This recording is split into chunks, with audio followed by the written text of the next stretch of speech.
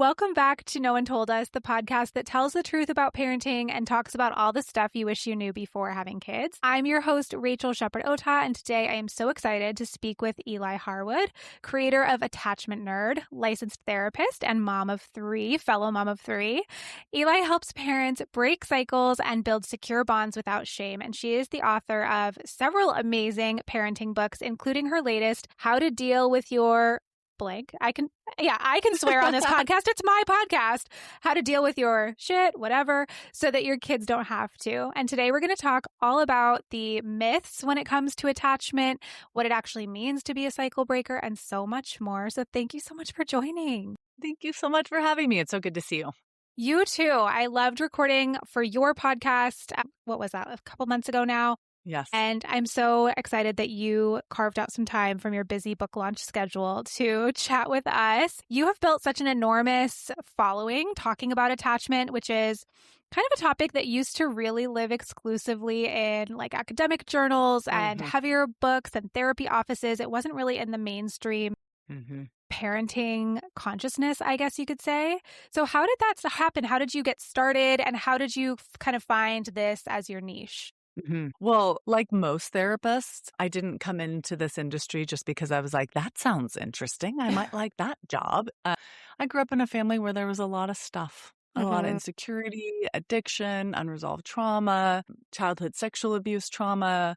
So when I was going through my growing up, there were a lot of therapists in that process. There were, helpers for my parents, for me, for my brother. And when I got into young adulthood, I really started to recognize like how significant those impacts were on my life. And I was in therapy again, doing some therapy. And I just went, this piece of the puzzle doesn't feel as clear as I think it needs to feel. I want to help people make those connections between here's what happened in your relationships growing up, and here's how that is affecting how you feel about yourself, who you choose to bond with, whether or not you choose to end negative relationships in your life. So anyway, then I became a therapist, and I did that for about 15 years until I started running my mouth on the internet with the same kind of goal in mind. It was like I loved helping my clients over the years, but I wanted to make it even more accessible and digestible for people.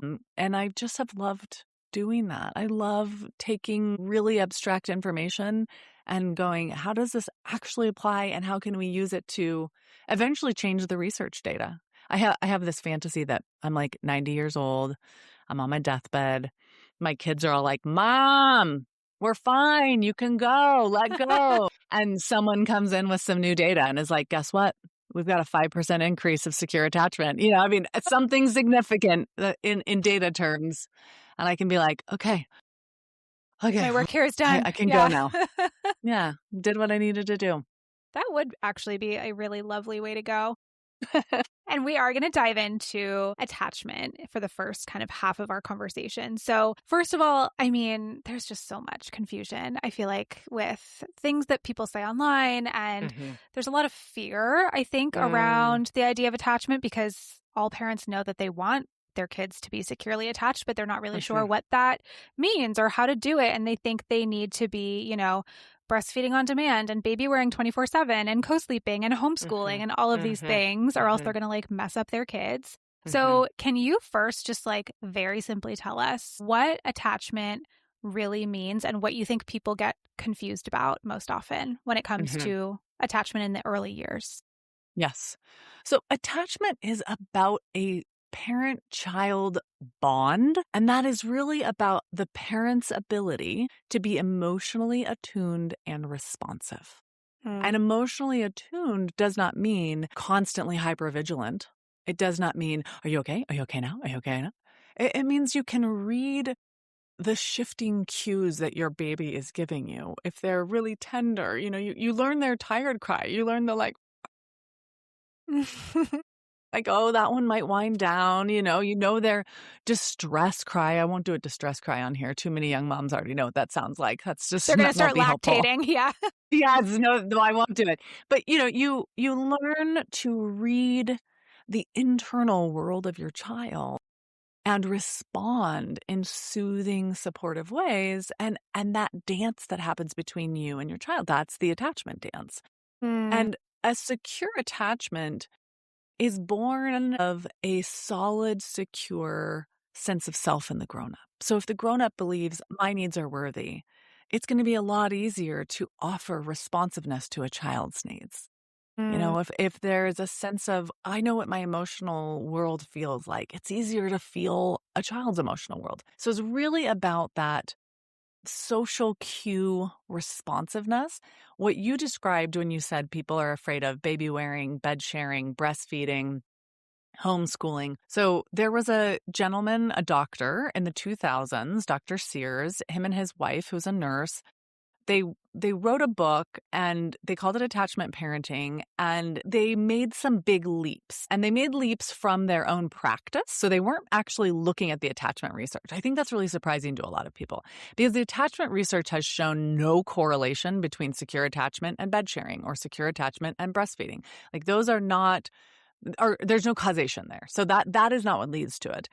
If you can't breastfeed or if you have an adopted child, that doesn't mean you can't give them a secure relationship with you, right, right? And right. that's really important. But so this doctor and his wife popularized the term attachment parenting, and they have these infant care recommendations that they thought would be the key to creating more security for babies. And I think what's important to know is those are not the things that create secure attachment, and they also don't harm them. Right. If you're going to homeschool your child, that's not automatically going to harm your child. If you want to breastfeed your child, that's not going to harm your child. Bed share, whatever, in terms of their attachment. If those are your life choices and they work well for you, great. And if they aren't right for you and your baby, like honestly, if you have a baby who does not want to breastfeed and you keep trying and keep trying and keep trying, you're actually not attuned to that baby. Right. There might be something sensory wise, maybe your supply isn't there. Like there's a point at which a more secure choice is to say, this isn't working for me and my baby. And so we're going to figure out how to bottle feed and it's going to be okay. And there's loss in that potentially for you, but that doesn't mean that, you have robbed your baby of something that they need and you can't give them. It just means that they needed something else. Totally. Do you think that there are other like barriers to attachment that are kind of impacting modern parents? Like I see so much of this like rigidity and this thinking that we need to do things a certain way, we need to listen to this expert or do it this way because, that's what is best. And that, like you just said, can be kind of actually a barrier to a secure attachment. Are there other things that you think are kind of getting in our way? Yeah, I mean, perfectionism, that sense that you're going to do this so right that there's, you know, no possible way your child will feel negative about anything in their childhood ever. And it's like, no, life is messy. Relationships are messy. I think an oversimplification of information, and that's social media. Hmm. I think it is very hard for people to create short sound bites that are nuanced. I know that because I Hmm. work very hard to do that, and it is not Yes. an easy thing to do. So I think the average person online takes facts and information and reduces them so deeply they're almost unrecognizable. And then other people are like, well, that person's an expert. So they take those facts. And so I think perfectionism, I think isolation, honestly, Hmm. we're wired not just for attachment, we're wired for community. So our attachment systems operate best in the context of community support. Hmm. So if we're really wanting to say like what's the threat, it's how isolated women are, how little, maternity leave, paternity leave, the structures are not in place to support parents to then be able to effectively support their children. Absolutely. Yeah, I completely agree. So much of the barriers are structural. There's also this idea of good enough parenting. I'm curious your take on that and what is good enough actually Mm-hmm. and like where's the bar? Well, good enough is a caregiver who is able to focus on connection enough that a child can rely on them in those tender moments or those distressing moments. And if we're looking at this from a heart place, it's, does your child know when they are sad and scared and overwhelmed that you will be there to comfort them and support them? Do they Hmm. intuitively sense? And obviously, you're not going to do that every single time. But in general, can they rely on you for that? In statistics, we know from a couple of different longitudinal studies that happens in secure dyads. That's the fancy word for coupling between a parent and a child. In secure parent-child dyads, that sense of synchronicity, that sense of connection and responsiveness is active in the relationship between 30 and 50% of the time. Mm, And I then think, the other percentage can be messy, can be disconnected. You're emptying the dishwasher. They're pulling on your leg, trying to get you to do something else. You're like, hold on, I need to finish this. There's a cattywampousness that happens in every relationship, that there's room for that in a secure attachment. right, But you're recognizing the difference between your kid pulling on your leg because they really want cereal and you're like, they can wait one more minute while I put the dish away. And the moment when, they come home from school and they're forlorn and you can tell that like something really sad or overwhelming is happening and they're sobbing and you're not like, just wait a minute. right, You right. stop loading the dishwasher and you go, honey, what's wrong? You attend based on attunement. That's the good enough. And then sometimes you miss it and you come back around and you go, I'm so sorry. I was really scared because there was a wasp in the house and your brother's allergic and I couldn't respond because I had to make sure to get rid of that wasp before I could hear you. What happened? There's a repair Yeah. element in it as well. Yes. And we're going to talk a little bit about that, like rupture and repair dance Mhm. in a bit too. Okay, I know I'm not alone in this, but I would love to start a petition to have somebody else be in charge of dinner time. I am so tired of being the one who decides what's for dinner every night, especially when my kids would be perfectly happy eating whatever. I mean, most nights, hunger strikes, I'm exhausted, the kids are not going to eat what I make anyway. So I just really want something that is going to be fully prepared for me, taste delicious, and be really nutritionally dense. So this is where my Factor meals come in. I love how Factor has meals built around anybody's goal, whether that's overall nutrition or more protein. I've been doing a lot more strength training recently, so I really do like the protein, as does my husband, of course. And with Factor, every meal is crafted with functional ingredients too. So there's also colorful veggies for fiber, there's whole foods, healthy fats, and no bad ingredients, no artificial colors or sweeteners, just nutrient-dense, real food that is fresh, never frozen. And the best part is that there are over 100 rotating weekly meals. So you really never get bored. You always get to try something different. It tastes better than takeout. And I love the globally inspired flavors, especially the Mediterranean and Asian ones. There's always something new to look forward to.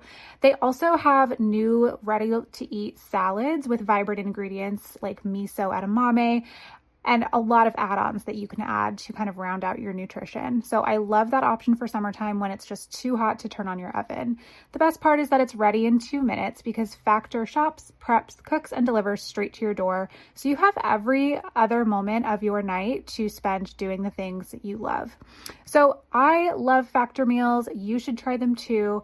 I have a special code for you if you head to factormeals.com/no-one-told-us-50 off and use code no-one-told-us-50 off to get 50% off and free daily greens per box with new subscriptions only while supplies last until September 27th, 2026. See website for more details.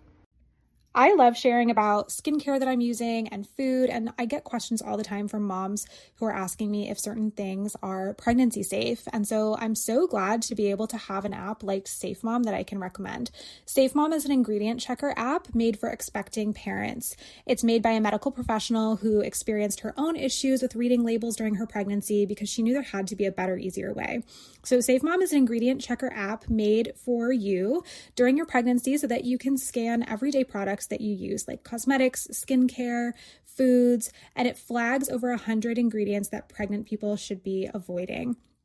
The ingredient labels that are out there can be really confusing and hard to understand, and there is so much misinformation out there, and there's extra pressure to make the right choices during pregnancy because we, of course, all want to be safe.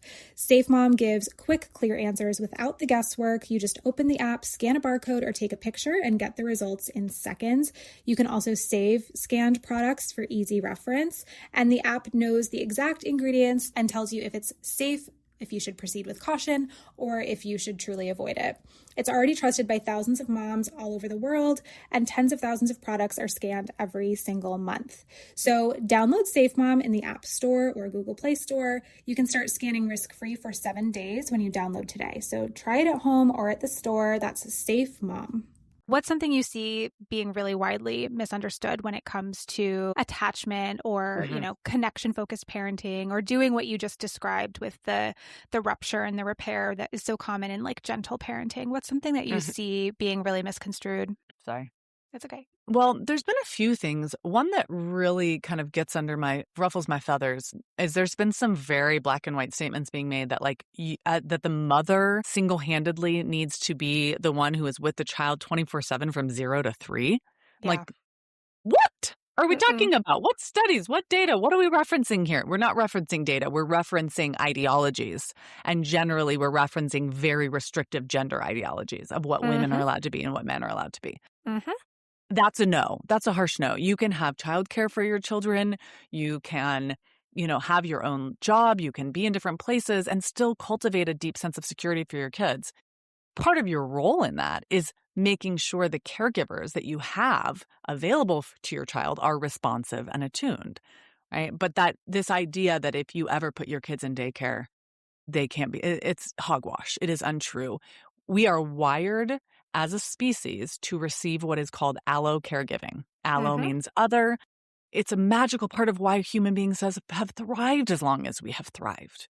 Because if it was just only on one parent, specifically the mother, for 0 to 3 years, mothers would hit a point where they're like, I don't want to do this anymore Yeah. because Peace. it's insanity. And we Yeah. have such a long developmental period. Most species, animals, insects develop with a capacity for mobility out the gate. So they're coming Mm-hmm. out the uterus, they can walk, they can move, they can forage for food on their own. We are helpless at Mm-hmm. birth. Yep. And then we remain fairly incompetent for a while. Like I still wouldn't send a 3-year-old out in the woods by themselves, No. right? Right. Figure it out, kid. No, we don't develop that individual capacity for survival until much later in life. And so the way that the human biological system works best is not falling on the shoulders of one caregiver. It Mm-hmm. is within the context of a village. And that is obviously a problem we have in modern life because we've created this, experiment of single family homes and this isolative experience. But so that's one myth. Obviously, I feel very strongly about that myth. I think another myth that was going around for a while was like, you're never supposed to say no to your children. I was like, oh, Lord, have mercy. Jeez. How many times do I say no even in just one day? Like, Yeah. My kid's principal calls it vitamin N. He's like, don't forget to use vitamin N because he's seen this trend of I think we tend to swing pendulums, yeah. right? So, Mm-hmm. for a long time, the pendulum was like, kids, you do whatever you're told whenever you're told it. You jump when I say jump, but if you don't, I'm going to hit you with the switch. And so it was very behavioral, very harsh, very corporeal punishment. Mm-hmm. And so I think we recognized as a species that that's not great. That's causing trauma. That's causing problems. It's stunting development. But then the swing was to the other side of like, okay, but so then we're cautious to upset our children. Well, that Mm-hmm. that is not a good way to create a secure child either, because then they have very low tolerance of their distress emotions. Our kids Yeah. need us to create limits and loving limits, right? We can Mm-hmm. say no in a way that is regulated in our bodies and we can communicate the why and still have compassion for the pain that they feel when we say, I'm so sorry you cannot put your fingers in that light socket. I'm so sorry you cannot spend the night at your, sweetheart's house at 12 years old. Like, no, you can't have a sleepover with your girlfriend, your boyfriend, whatever. Like, we can help our kids work through that. And that creates resilience in the long run because they learn how to deal with limitations. We deal with limitations as adults all the time. Totally. They have these red lights. They tell me when I have to stop. I don't get to just drive whenever or wherever I want to, right? And I have to learn how Right. to cope and deal with that. So we want our kids to Mm-hmm. learn how to deal with that as well.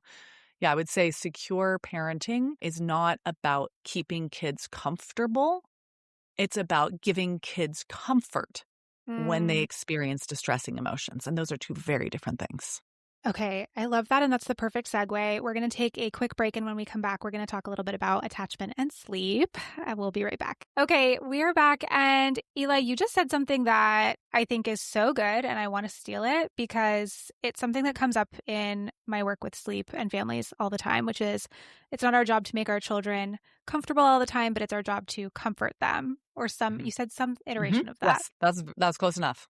So, and attachment research is pretty clear that responsiveness to infant cues really matter. But then we also get all of this societal pressure to, optimize everything in parenting, including maybe especially sleep, especially in the Yes. early, the first year or so. And so parents are told they need to sleep train and, go through these programs that require kind of withholding that comfort that they might otherwise give. Mhm. How do you kind of hold those two things and square those up? And I'm curious, like, how this manifests for clients that might work with you. Yeah. Well, a couple of things is to start with the reality that a conversation about sleep is a conversation about mental health, and it's Mm-hmm. a conversation about infant mental health. It's also a conversation about parental mental health. Mm-hmm. And that we can talk about this topic like we're all handling the same thing, but we aren't. Right. So, but what you might be dealing with one child around sleep is very different than another child around sleep. The child's, growth needs are involved in the sleep process. I don't have to tell you this. You know this. It's incredibly nuanced and complex. So, let's start with the ideal. So, we can talk about ideal and then we can talk about dealing with constraints. Mm. So, ideally, a child from 0 to 18 months would experience a presence and responsiveness to any distressing cue in the nighttime or in the day. Mm-hmm. It's like, I'm here, I've got you, I see you, I'm with you. Their brains are so underdeveloped, we want them to experience the shared regulation of our limbic system because they Mm. can't fully regulate theirs. They don't have enough prefrontal cortex to regulate their limbic system. And so we want them borrowing both of those things from our presence. We are the regulating brain for their nervous system. When I teach about attachment, I say human beings are a two-brain system Mm-hmm. in childhood and development. And in any given point in time, we don't expect an infant to self-regulate. And there's a lot of mythology on that of like, you've got to teach them to self-soothe. And that's not how it works. The brain becomes capable of self-soothing through repetitions of having been soothed. My friend Rachel Sampson has a great quote on that. Love her. Like children learn how to self-soothe after being soothed hundreds and hundreds of times by someone else. Mm-hmm. And so, in the ideal, there is enough support around caregivers that they would be able to be responsive and to give children that deep, secure sense of when I am in need, I have support.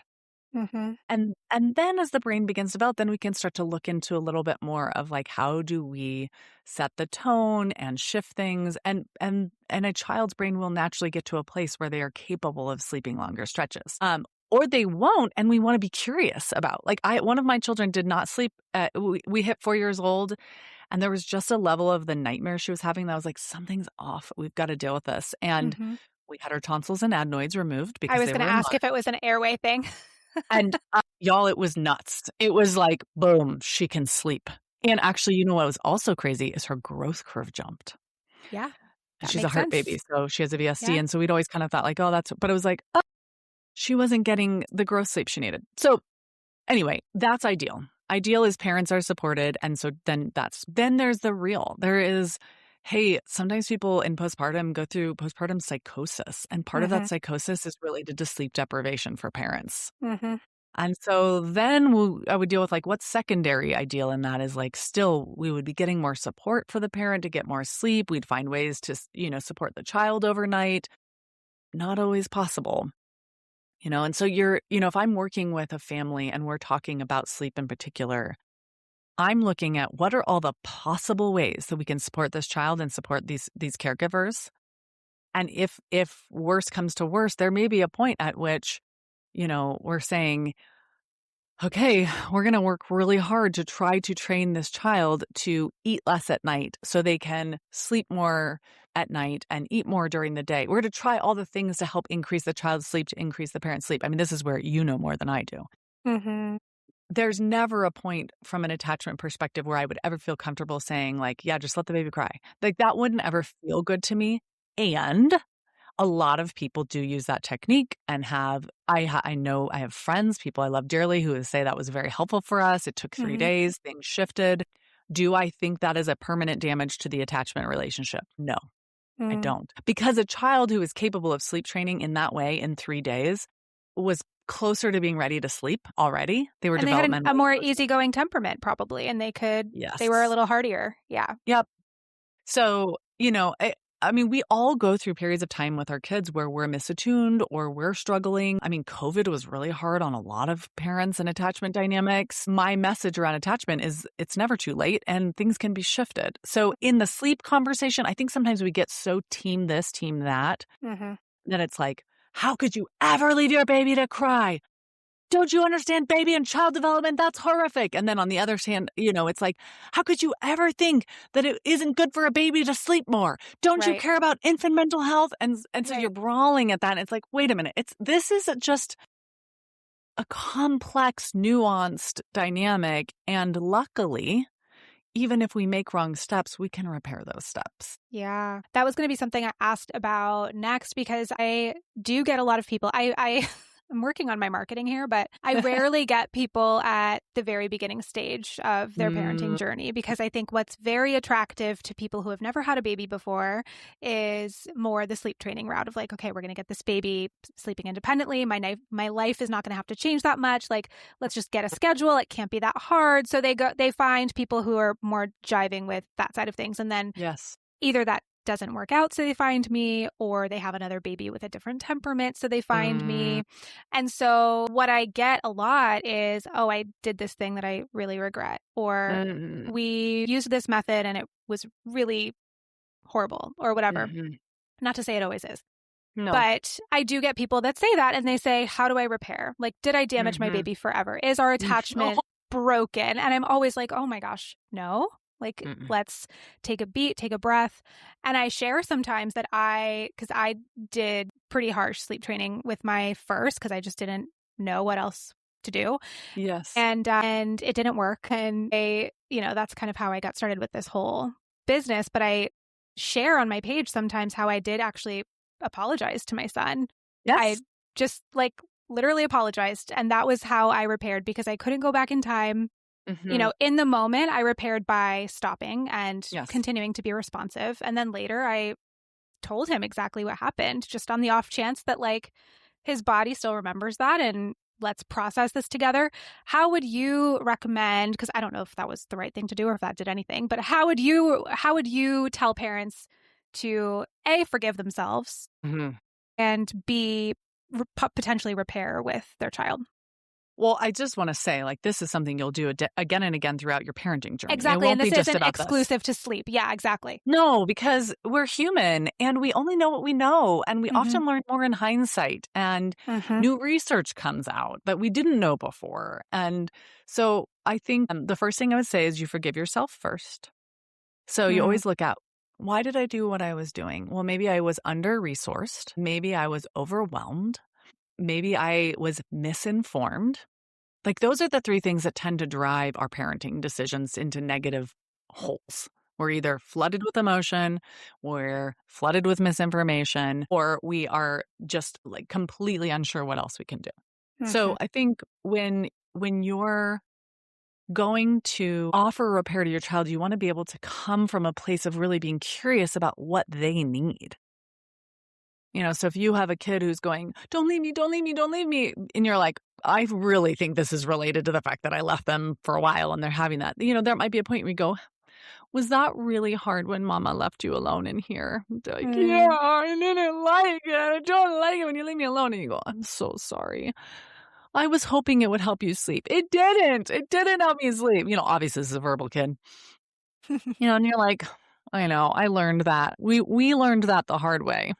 Yeah, that felt awful. Did you know when you were in here crying and I was behind the door that I was crying too? And they're like, you were? And you're like, yeah, I felt awful. I wanted to come in, but the sleep experts told me this and that. I had a client once who there was some rough stuff happening around infancy. And so they did cry it out with their child, but it was more than that. There were other things happening. Anyway, so the child was in third grade, probably around there.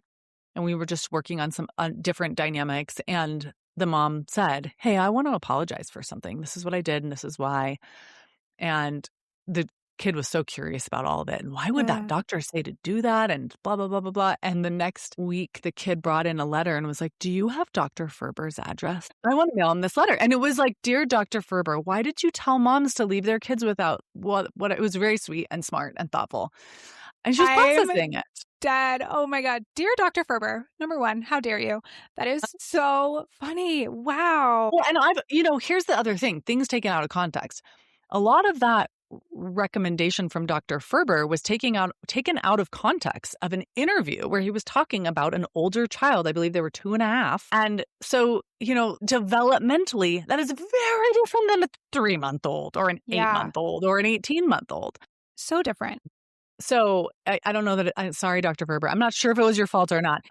But I actually don't think he popularized his own idea, is Well, my understanding. he wasn't the first. I mean, he did write a book, which is actually still like really prolific, but it was him and Weisbluth. And I mean, there were a bunch. It was all the behaviorists. So he did do stuff. Okay. Folks Well, back in we'll the give him 80s. credit for what he's done then.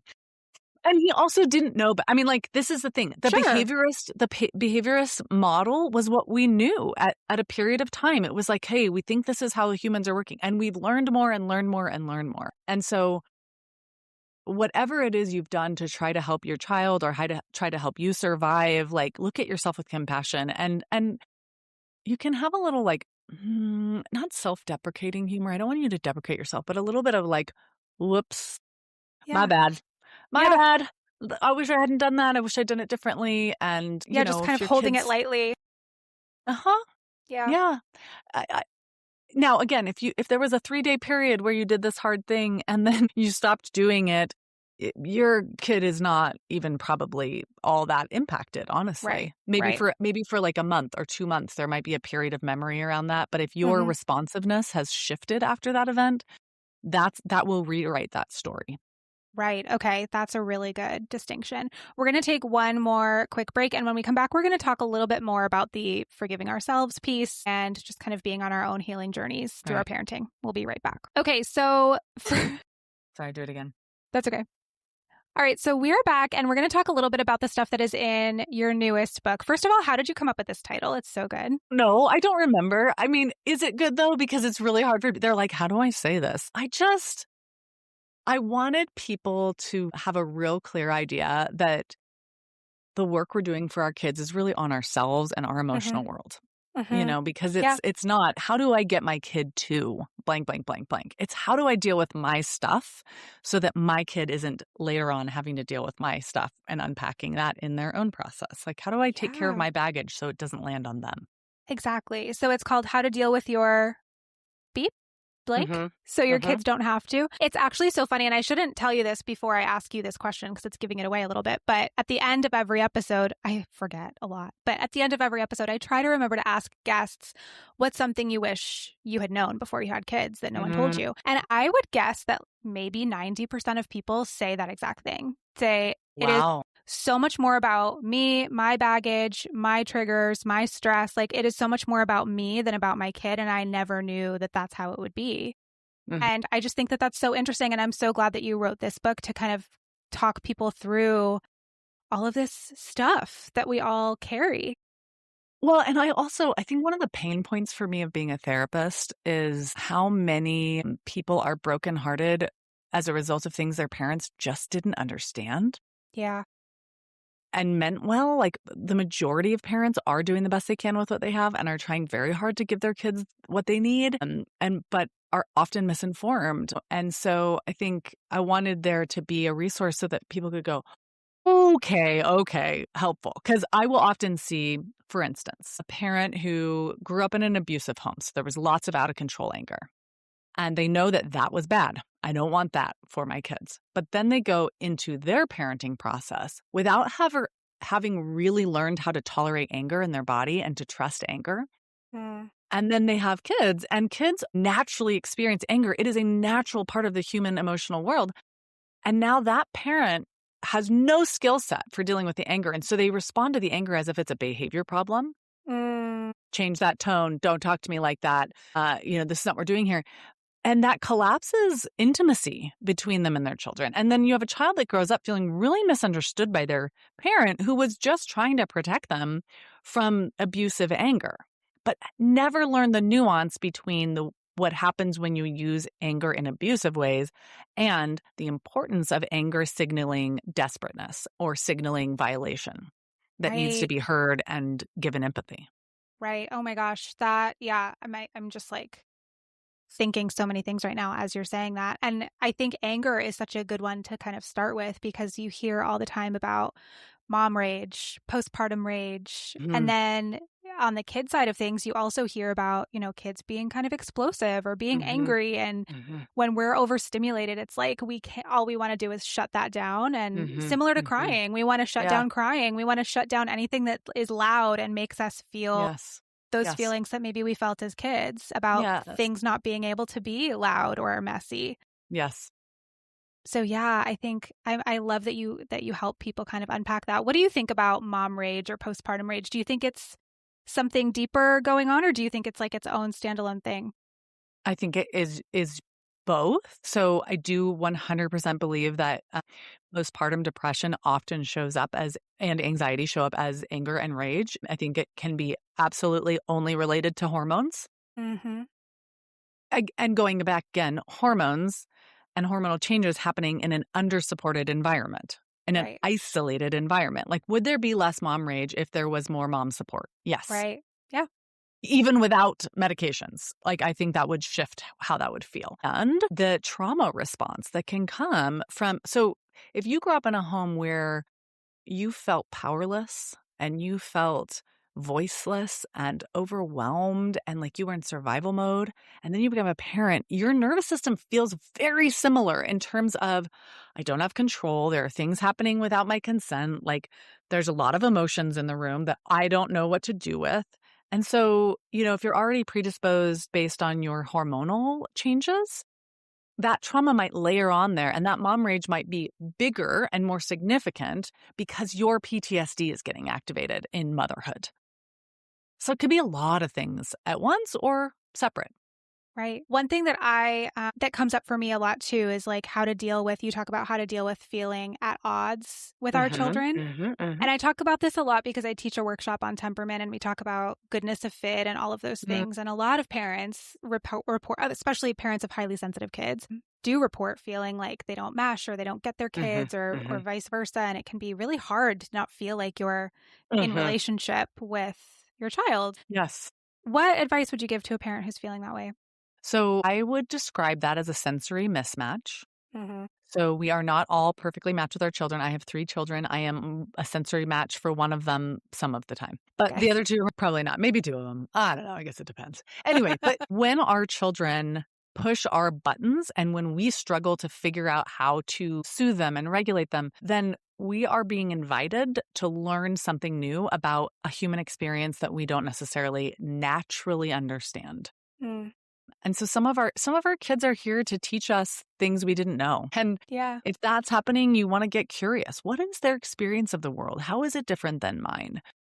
What do they need that I have yet learned how to give to anybody but maybe to myself? Maybe actually it's not a mismatch. Maybe I'm triggered because we're so similar.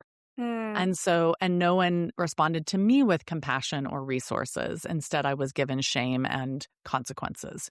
And so I don't know how to handle this kid because I don't want them to, I want them to shut down because that's what I figured out how to do is what is very common, I think. mhm. But yeah, so when that's happening, I want you to remember you are always a soul match for your child. They are Mhm. your child. You are matched with them. So if you're having a sensory mismatch experience, it's your job to figure out how to learn their sensory world so that you can get in sync with them and help them regulate. I love And that. that can be complicated. Depending on your kid, some kids need medications. I know that that's not always what people Mhm. want to hear. But some kids do. Like, Yeah. some kids have And diabetes. adults. Yeah. They need diabetic medication. Right. Like, we're looking at like what's going on here.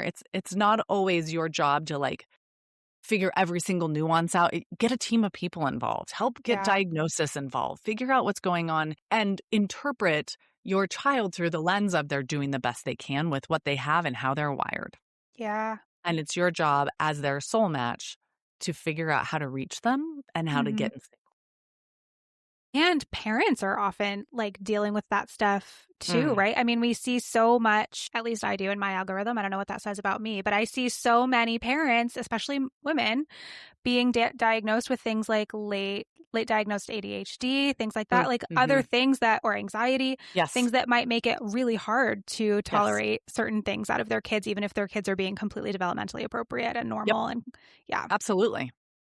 What does it mean to be a cycle breaker to you, or to, kind of be like reparenting yourself? I think primarily cycle breaking is about transforming relational patterns Mm, and internal models. So, internal model is like the way that you think about meaning, the way you think about emotions, needs, others, yourself. So, when you've grown up in a negative cycle, and that negative cycle could have been avoidance. That everyone in your home, when there's feelings in the room, everyone shuts down, gets weird, changes the topic, talks about the weather, and that negative cycle created isolation. hmm The negative cycle could be rage and control. You grew up in an environment where dominance and power were the currency, and everyone had to kowtow to whoever was, in charge. And so the side effect of that was, living in terror. So the cycle breaking, you're trying to break whatever cycle it was that led to something deeply negative in terms of the relational needs and the internal emotional needs.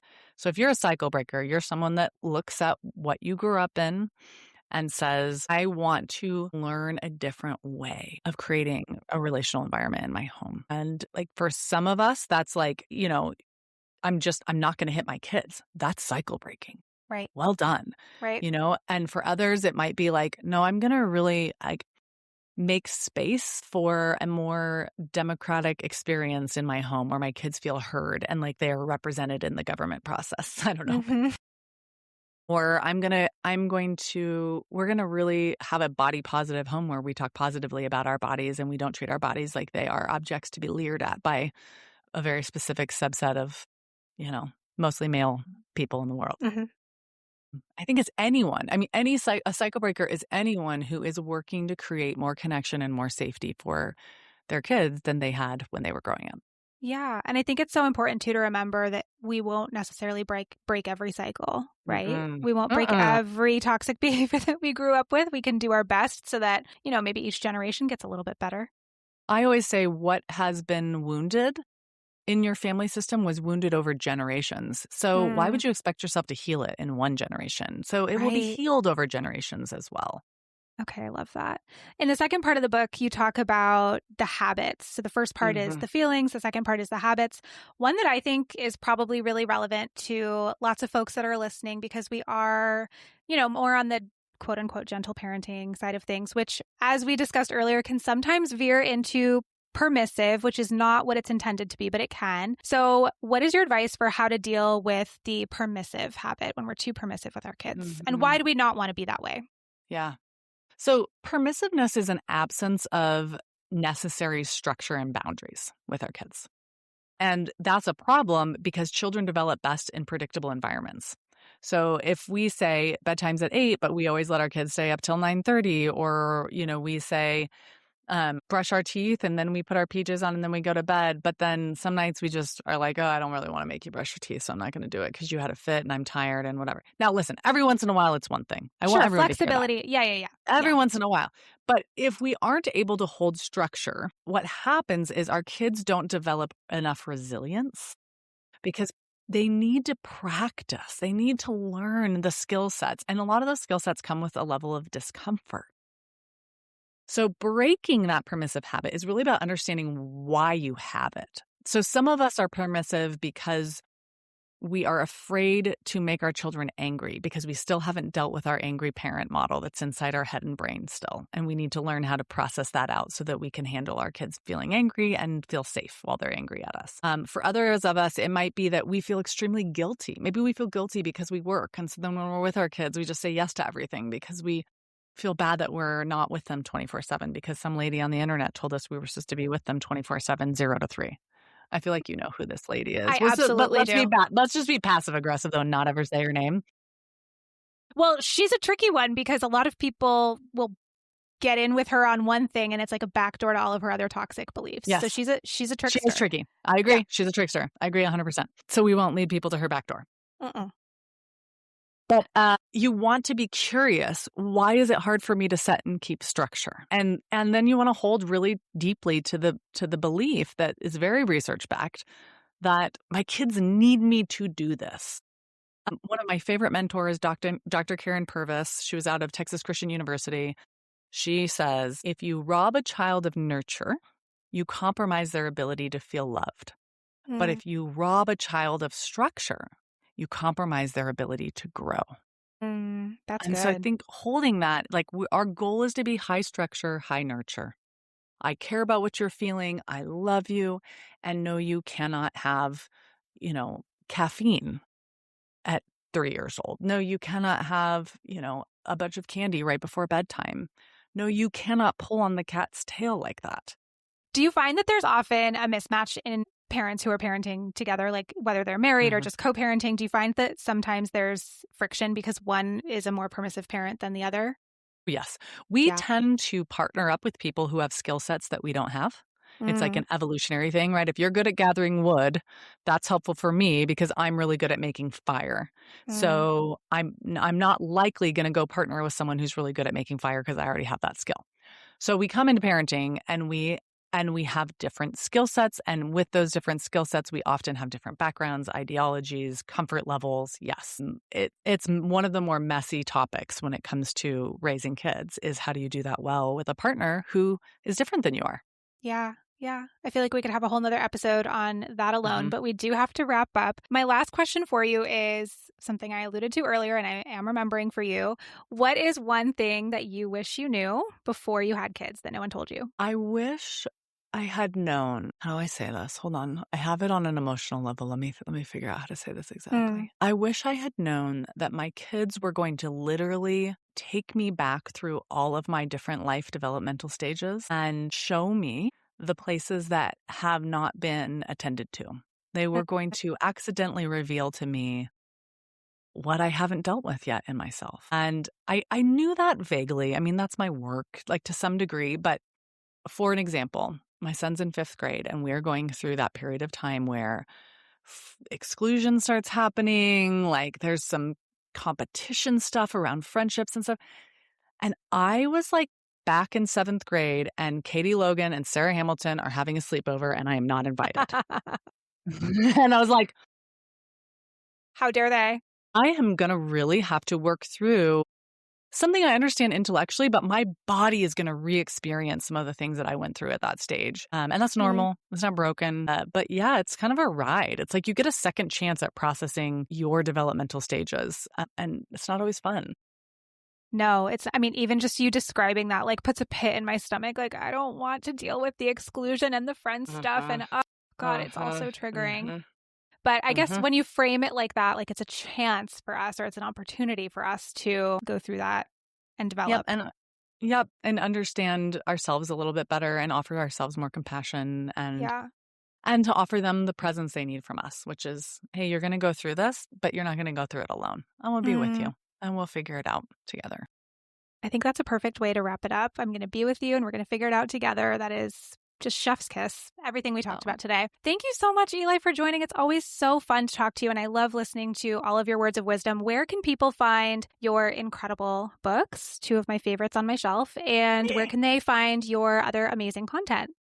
Okay, books are wherever you buy the books, Barnes & Noble, Amazon, Books A Million, all the places. If you just search Eli Harwood, all of my books will pop up. And then attachmentnerd.com is my website. So if you're looking for help, especially if you are someone who's like, hey, I came from really messed up family stuff and I just don't know if I'm doing that. Like I feel overwhelmed around the attachment piece of like, how do I respond emotionally?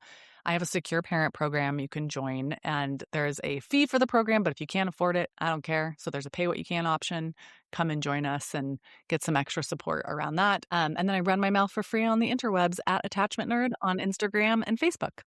And we are so grateful that you do. Thank you so much again for joining. I hope you have a great rest of your day. I'll talk to you soon.